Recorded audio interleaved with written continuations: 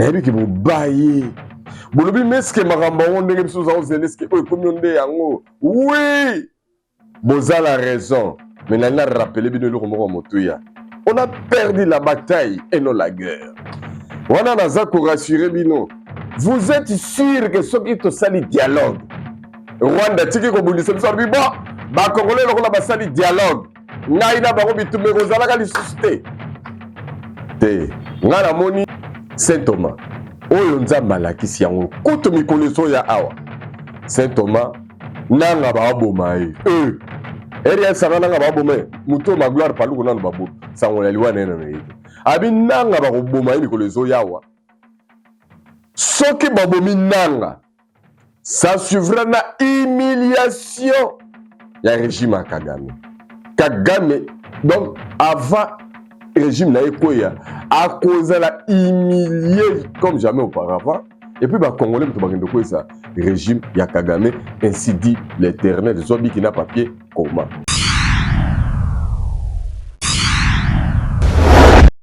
American Dream. Dispensant chaîne Investment Group. Rêve américain pour la Kosomba Lopango aux États-Unis. Plus précisément la ville où y a Dallas. Aujourd'hui c'est possible. Pays m'a pendant 30 ans. Ne vous trompez pas l'adresse. Dispensant chaîne Investment Group.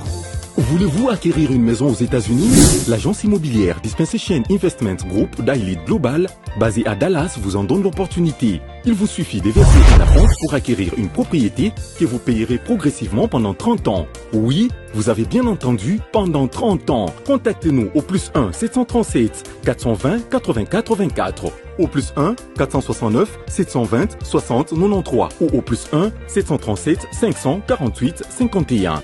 Dispensation Investment Group, investissez dans votre avenir avec l'immobilier aux États-Unis dès aujourd'hui. Oh ma papa, ton maman Lopango. Rêve américain. Venez nous contacter. Rêve américain. Tapez sur Google. Dispensation Investment Group. Na moke na komi baye. Lopango elenge. Ozala baye elengi pou. Héritage à ban. Rêve américain. Kosomba Lopango aux États-Unis, plus précisément la ville où y a Dallas. Aujourd'hui c'est possible. Pays m'a pendant 30 ans.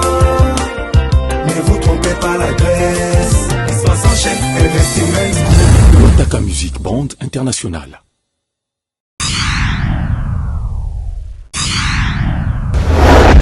Mbote cher internaute, mbote ba congolais ya monde entier, bino bato bonne qualité. Ba tonda bolingo ya Congo na ba congolais. En tout cas, nayebi ke émotion eza makasi. Tala ndenge bato ba se décourager, tala ndenge bato ba lembi. C'est ça ce qu'on appelle l'âme congolais. Âme na biso za koloba. Bo moto zo sala, bato ba kokite, bato ba baye, bato ba lembi. Waouh! D'abord, merci na Junior Kapa, merci na Rifegi Soube, merci na Binono Sobatouzi Libako Rolanda Biso. Merci na Maman Yohane depuis Bruxelles, merci na Vélara Tobakolecha Maman Laurence, merci na Nangai Maurice Toko depuis États-Unis, Léon Mzadi, Bozali Belé. Bozali Belé, nayebi ki bobaye. Bolobi meske makambo yango ndenge biso oza ozela eske oyo ekomi yo nde yango. Oui, boza la raison, mais nalingi na rappele bino eloko moko ya motuya. On a perdu la bataille et non la guerre. Wana naza korassurer bino, ngai na kondimaka to perdre guerre. Kaka, soki namoni Kisasa ekwagi ngba. Kongo mobimbe ekwagi ngba. Ekomi na bango ya ba Rwandais. Nde ngai ndeko na bino. Saint Thomas, oa exhortaka bino mikolo nyonso ke. Senga na nzambe apesa yo grâce ozala vivant. Oyo moko yebake. Tokoi to tolongi. Mais elonga tisiko na ko rassurer bino ke nzambe akosaka te, elonga ezali na ngambo na biso. Elonga penza ezali na ngambo na biso. Kasi yo ndeko na ngai oyo oza koloba ke bakote ya bakomi basali boya bazuzwi. Nayebi boza makasi. Imaginez tango biso zaki na kata ba récupération na ba même territoire bauti ko boto na biso. Yo zaki ko publier te, yo zaki ko diffuser te. Yo zeli kaka bango ba kozo, mamo ko yoko champion. na ba compte dormant ya ba page elamuki kaka po eza un avantage ennemi yo moko ozokabola yango c'est bien mais ça déplorable qu'on constate que ba congolais baboyi kolingana baboyi pe kolinga mboka na bango bakomi kolinga bango nde bakodestabilize bandeko na bango bakontinue kokufa na intérêt ya Rwanda bapoliticien baopposant nayokeli bino mawa motuna nange ezali boye kuna bisika bananga balibera ndenge bayesa bino balibera baparti politique boni kuna ezofonctionne bamouvement citoyen boni eza kofonctionne baza korevendique démocratie ndenge nini kuna baza na liberté baloba lokwa bundi boyaka kolobao Congolais va perdre, Congolais va perdre. Voilà. Tous ceux qui souhaitent que Bango Bayana qui ça saboye baboye. Martin Fayulu aux sur la place à Ronobelate. Mouvement, bazo manipuler le temps Bango Yawa. Nalingi na pesa bido exemple concret. Il y a les années 96. Kabila Mouzé Azakuya. Etienne Tshisekedi Dabi. Oh. Mais Kabila Zamo Lamboka. Faut lui tendre la main. Ça s'est passé comme ça. Na compréhension ba congolais belé bakanisa kiki. Soki Kabila ba komiawa. Ako travailler dans net Tshisekedi. Mutazala ki opposant. D'ailleurs, rappel à mouke, tant ba koya bazaka ko zonde bato IDPS. Nde ba ko nomaka ba gouverneur tant ba ko koya. C'est qui politique na bango, c'est qui malignité na bango. Mais qu'est-ce qui s'est passé? Tant ba ko na ki ça. Le même Tshisekedi alobaki ki Kabila Zamon a mboka photo tendre la main aya lorsque Tshisekedi constata que derrière Kabila il y a les Rwandais. Tshisekedi a mettre point de vue na ya lobi non. Ba étranger ba sungi biso to futa bango facture bazonga na mboka na bango. Kabila mta s'interposa mouze. Alors il y a aucun étranger ici, sont tous des Congolais. Et qu'est-ce qu'on a réservé à Tshisekedi? Il était relégué dans son village natal. Akende kolona masango basale lango na ma vidéo. Tshisekedi a péché d'avoir dit à Mouzé Laurent Désiré Kabila Bandeko tope sa bango facture bazonga na mboka na bango. C'était le péché que Tshisekedi avait commis. Et quel est le sort qu'on avait réservé à Tshisekedi na mboka kenolo na masango. Bandeko nanga ba congolais. Ba onyo so ba ko sepela. Moi liberté mona kozalaka nango na tango Tshisekedi, au mona ngo comme limité. Ça c'est bien. Parlons du dialogue. Ce qui Tshisekedi alobi lelo ok dialogue SCC Senko je suis d'accord batutu boya Katumbi yaka Kabila yaka Bananga boya Fayulu yaka Kabundu yaka wow erbo vanda binotu parce que soye na bino zali Tshisekedi atike sika po bino bozo na bino nyoso na soki batie Fayulu bino nyoso bo ndima Fayulu soki batie Katumbi bino nyoso bo ndima Katumbi so batie Kabila bino nyoso bo ndima Kabila soki batie Nanga bino nyoso bo ndima Nanga. Vous êtes sûr que ce qui est sali dialogue Rwanda tiki ko bundisa biso bi bo ba congolais lokola ba sali dialogue ngai na bango bitume ko zalaka lisuste te ngana moni bande ko nga ba congolais belé ba boy ko comprendre contexte la réalité ça ko lekela na mboka na biso hypocrisie na biso et ko bomisa biso rien que tromperie muza ila biso libération yango des biso 30 ans ya retard ya développement ya mboka 30 ans. Au bon, à conflit, ça les 30 ans. 30 ans, on appelle, il y a retard à développement à Congo. Maintenant, ce que AFC, M23, ne va tourner dans le Rwanda, dans le Kagame, on a baillé. Tout ce qui va jouer Congo, cette fois-là, tout le sous 40 ans, il y a retard, il y a vie. Je dis ça, au fait, parce que beaucoup de Congolais pensent que AFC, tout ce que vous voyez, baza ko bundisande Tshisekedi, non, baza bundisande ba Congolais, ba bundisande Congo. C'est d'ailleurs un de notre Wazalagana Bangokuna. Paluku soki Paluku. Babomiet. Lui croyait qu'il allait libérer. Et puis, merci la prophète Moïse Nyengele. Nyangani na bossa na vana bana rotier la vidéo ba image. Na yebisa bino ba ça na émission eleki. Mais vu ce qui s'est passé dans Robenginabi, est-ce que prophète tableau ezaka ndenge yo pesaki? Ayibisinga lobi Saint Thomas. Oyo nzamba lakisi yango kutu mikoleso ya awa. Saint Thomas nanga ba boma eri sanga nanga ba boma muto magloire Paluku nanu ba boma sango liwa nena no yete abi nanga ba boma mikoleso yawa soki babomi nanga ça suivra na humiliation ya régime à Kagame. Kagame, donc, avant régime na Ekoya, à cause de la humilié comme jamais auparavant, et puis, bah, Congolais, m'tou ça régime ya Kagame, ainsi dit l'Éternel, Zobi qui n'a papier, comment? Il y a ce qu'avant na image, Uvira est tombé calmement, sans bitumba, sans eloko. Oui, il fallait que bakota pour que violation na bango ya koremona na monde entier, ils ont violé. Yebisangai, tango bazu Uvira. Place nini ba FDLR ba ke ko attaquer Rwanda oyo Kagame lobi boko ke debezo sko Uvira lo la attaquer ngai. Ya mibale. Ba bisika nyoso sko bango baza ko occuper. Ndenge nini ba neutraliser ba FDLR te. Pour ba FDLR ba bisaka bino baza la plupart soit déjà na bazone bango bazo contrôler. Mais là on nini ezo zanga bango ba neutraliser ba FDLR bango. Pour ba FDLR en question ba fana na bango et le roi moko te. Ezaki kaka réflexion analyse ça prend droit à laisser maintenant la recommander bino kaka bolingo ya Congo na ya ba Congolais parce que beaucoup parmi vous baza découragé mais qu'est-ce qui est à la base de la situation comme la biso boye parce que tu sais que bitumba ko bunda batubaka ça tu sais que abunde la pouvoir tu sais que abunde la pouvoir tu sais que abunde la ngai na yo mais biso na yo bazui ba la fait biso cerveau batali ça biso quoi tu sais que ndaza ennemi na biso ce qui tu sais que dans longo biso ba passe na biso c'est que Kagame ndaza ko libérer biso to longo na passe eh banduku yango bandeko na ngai qui vous a menti quel type de sorcellerie ba lesi bino. Voilà pourquoi la zone bino nanu mokonzi mboka Félix Antoine Tshisekedi Tshilombo oyo ngai tisikoyo nazo ko continuer ko soutenir ye kozala sima na ye kozala sima ya bawazalendo kozala sima ya FARDC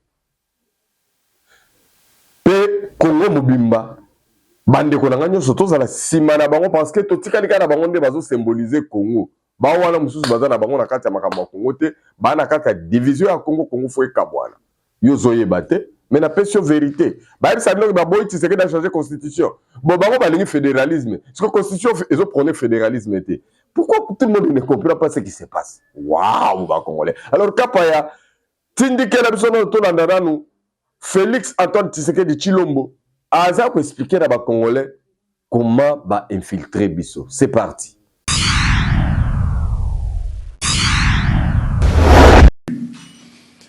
Mais nous avons également résisté face à ces exactions continues de la part de ce voisin. Et je peux vous le dire avec assurance que le mal était profond. Le mal, quand je dis profond, c'est-à-dire il avait miné nos institutions.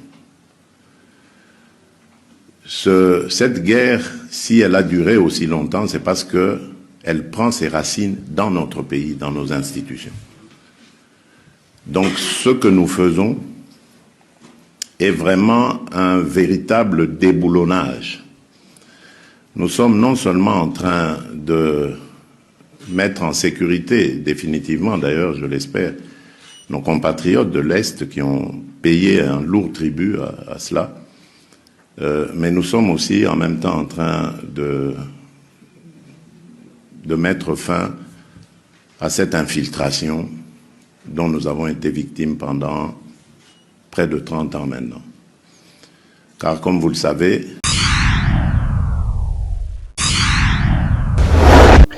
Merci Mingi. Junior Kapa, merci na ba Congolais ya bonne qualité nenga la lingi bido bolanda makambo au président lobby.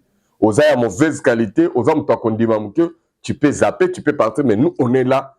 Puisque nous, on s'est découragé, pour Mboka, Eza Bisso, armée, Eza Bisso, gouvernement, Eza Bisso, Bawana Bazali, Bangouna, Nabiso, Baboma, Bandeko, Nabiso, matin, midi, soir. N'a qu'à compatir, na Bangondengenin. Et surtout, que sur une manipulation, comme un niveau, yo Congolais, va payer ça aux $500. Au Kindokolo, na Bambo, comme Kamikaze. Au paniqué, Bandeko, no, pour Bambo, que Bandeko, no, Bakoufa. Waouh! Nous, on a le Bangotin, Bolanda Bandeko, tu vas salir, analyse, Bakambo, Leki, Pogo, Mekoya. Quelles sont les stratégies que les Rwandais na Uvira Kagame azo utiliser ba moyens omoni Chine nzamba ofuta bino ba chinois Pas si toi, dans le gouvernement congolais, peut sauter. Normalement, dans le ministre, les loyaux, il fallait qu'il y ait une ambassade de France, une ambassade de Belgique, pas qu'il y ait Rwanda. Parce que va utiliser H4. Oui, pas qu'il y ait Rwanda. Rwanda utilise H4. Bah, tu vas pas si bango ça va chinois. Voilà. On a le banabino Rwanda ayaki na nyonso. Est-ce que vous savez que le Rwanda utilisait des kamikazes? Vous évitez? Na Uvira. Na ba drone drone suicide. Ba drone suicide. Voilà. Na Uvira bazui ba jeune garçon. Ah congolais. Pour na $500. Congolais azui bomba tena sac. Bake ba okunda yango. Voilà. Bake ko na Uvira. Objectif ezaki nini? Ba yebi bien que Uvira eza verrou ba okota te. To créer panique. On va utiliser l'armée nabiso numérique par les intelligences artificielles et kobimisa batu na population pour bango ba profiter ba bundaka te guerre boye basala kangote bazui ba jeune garçon ya Uvira. C'est malheureux pour les Congolais. Na mona peuple mes peuples congolais. Et puis toloba bande ko na biso est beau décevoir pe biso er moko. Ce qu'on so ba okufa to yo kala bino ma on bon décevoir biso. À un moment et puis comment on dit bien que c'est l'armée rwandaise ozo ya pona ko établir otobengi nini empire pas tout. Mais vous permettre bango bo pesi $500. Oya pamba. Tala ba jeune bakangi aux arrêts na ba bombe. Ba pesi na ba place ba tiaki ba bombe.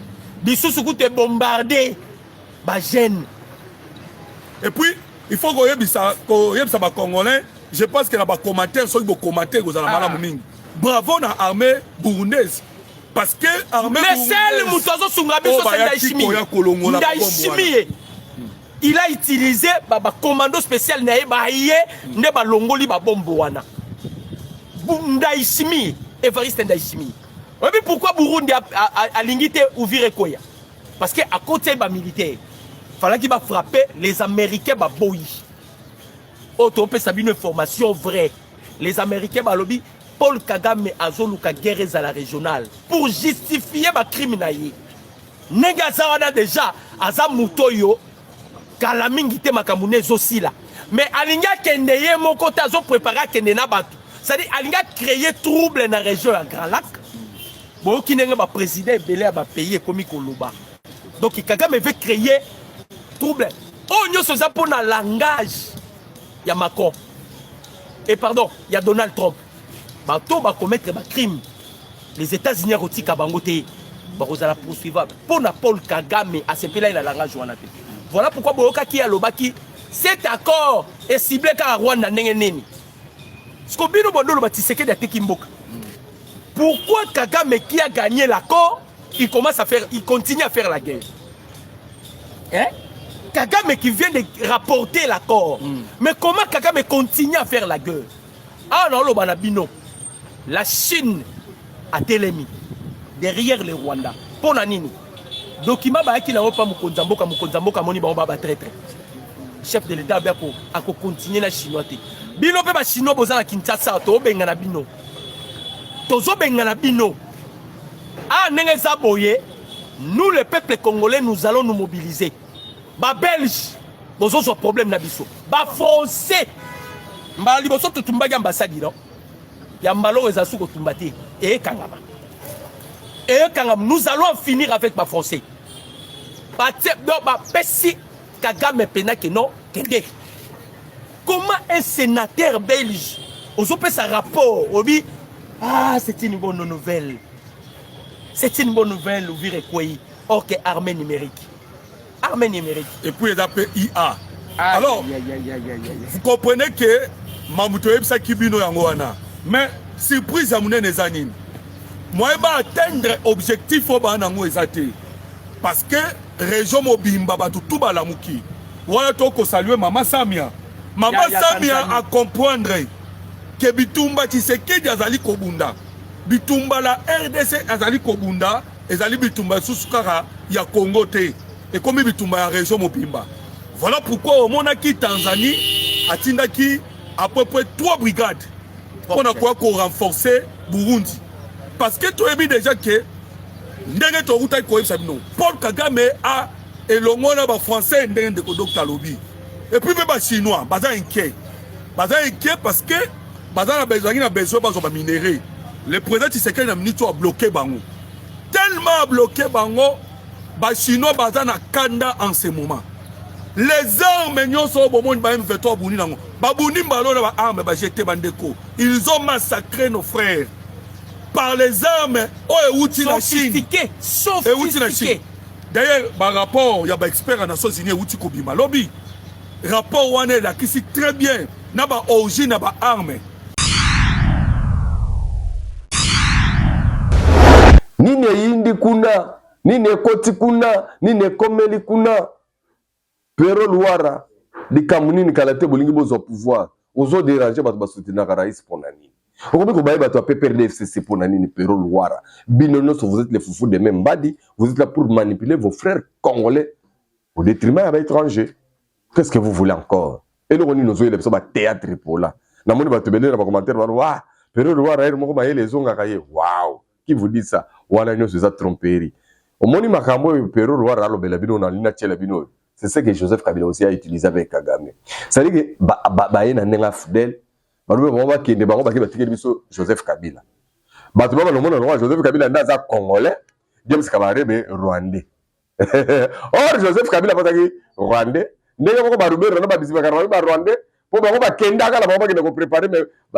Joseph Kabila la pion. Malobo bomona. Pero wara message naye o eza codé. Raïs a tout a changé. On a besoin de la FCCT, on a besoin de la PPRD, de ce qu'on va Congolais, pour y Raïs Balibala, c'est sauver ya Congo. Waouh! Faut pas te battre là-bas, zoba qui zeng pour beaucoup de piège. Alors, Kapaya, on a ça le plaisir dans Maman Yohan, on a le plaisir dans Léon Mouzadi. On a l'objet déjà, ma merveille, ma bonne année, ma joyeuse Noël. On a vu que Bissot, décembre l'année passée, tu passes à qui on a psychose yaboye pour que janvier. Gomana Bukavu kwende yango peturo ba biso psychose bolati mukuya ya Uvira maintenant la lobby bino ne vous découragez pas, c'est notre pays, on va récupérer tous nos territoires très prochainement. Alors kapa tindi kaba ko na pero Luara ndengeni nazo manipuler ba congolais na ba versatilité moko ya kosakanate. Quelqu'un qui est versatile comme ça bozo croire na ye. Sauf moi. Mais suivez quand même mon secteur juste après parce qu'il y a une communauté condimate. C'est parti. Perdez pas des sièges, mais eux-mêmes des immeubles partout. Yibi. Vous croyez qu'aujourd'hui, on doit vous sanctifier et vous béatifier parce que nous sommes contre Tshisekedi. Le président Kabila, ce n'est pas la première fois que j'ai lancé ce message. Même dans le cadre de Sauvons le Congo. Vous là, les gens du PPRD, les gens du FCC, ne confondez pas les choses. Sauvons le Congo n'est pas FCC bis. Sauvons le Congo n'est pas PPRD. Le PPRD est un parti amorphe, incapable de faire descendre 100 personnes dans la rue. Parce que vous fandi bino, vous protégez bilo kona bino. Vous protégez bilo kona bino. Le colonna kati, le colon libanda. Je ne veux pas manifester, je ne veux pas dire, vous savez, Péro, nous faisons de la résistance. Vous faites quelle résistance? Vous faites de la résistance par rapport à tous vos biens. Vous craignez que si vous manifestez aujourd'hui, on va arracher vos biens. Vous avez des cadavres dans les placards. Bouyi bambongo, bokambambo kamabe. On doit vous dire. Si on ne dit pas ça, nous ne sommes pas honnêtes avec nous-mêmes. Boza mabe, bosala mabe. Bosala mabe. Bozo bate la bambongo na biloko boyiba. Mais bon qui tendez, botika lo lendo pamba wana de classiques, les classiques, vous n'êtes plus au pouvoir. Nabiso nabino tozo bunda. Maintenant il y a une tyrannie qui est installée là-bas au pays, une dictature qui est installée au pays.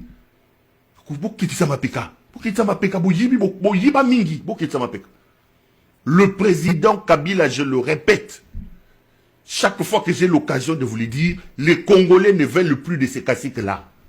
Vous-même, vous avez dit que vous n'aviez pas 15 personnes autour de vous. Il est temps de ressusciter. Il est temps de créer une nouvelle classe politique. Batata wanate, miyibi wanate. Batata wanate. Ce qui bazala qui m'a cassé, c'est maintenant. Je vais vous dire une chose. Vous savez que ces papas-là, il y en a aujourd'hui qui ont été au pouvoir. Bah, Raïs Anasse Manide. Même pour faire un truc, ils attendent que Raïs leur donne l'argent. Même pour bouger, Raïs doit donner l'argent. Bah, Bengan Bango n'a pas perdu. Bah, Kenanda kwa Raïs. Oh, le mouté m'a bien dengenin. Pour voyager, Raïs doit donner les billets. Attendez. Vous avez été ministre plusieurs mois. plusieurs années ministre. Certains attendent toujours. Raïs Anasemanini. Et les tout-puissants qui ont construit des maisons à Dallas, là-bas, à Oyo, tout ça, ils sont là en train de gonfler tranquillement. Ils croient toujours qu'ils sont leurs excellences, que les gens doivent venir s'agenouiller, excellence.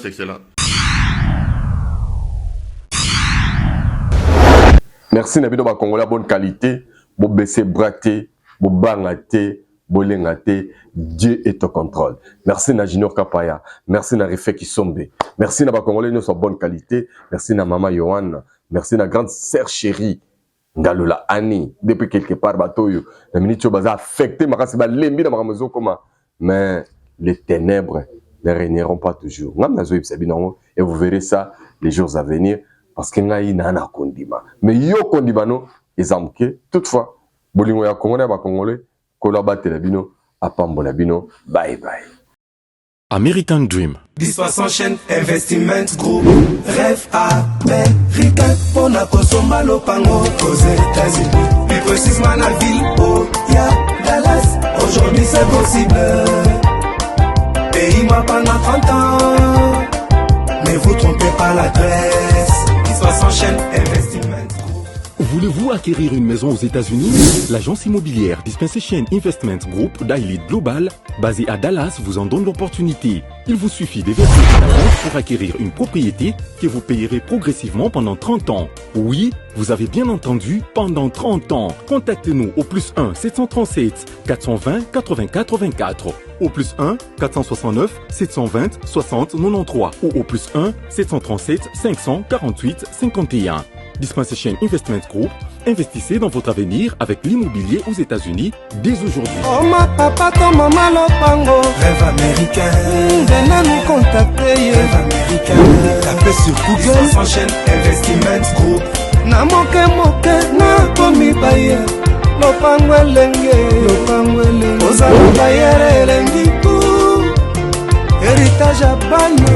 Rêve américain. Pour la kosomba lopango aux États-Unis. Plus précisément la ville où y a Dallas. Aujourd'hui c'est possible. Pays m'a pendant 30 ans. Ne vous trompez pas l'adresse. Dispersion chaîne Investiment Group. Taka Music Band International.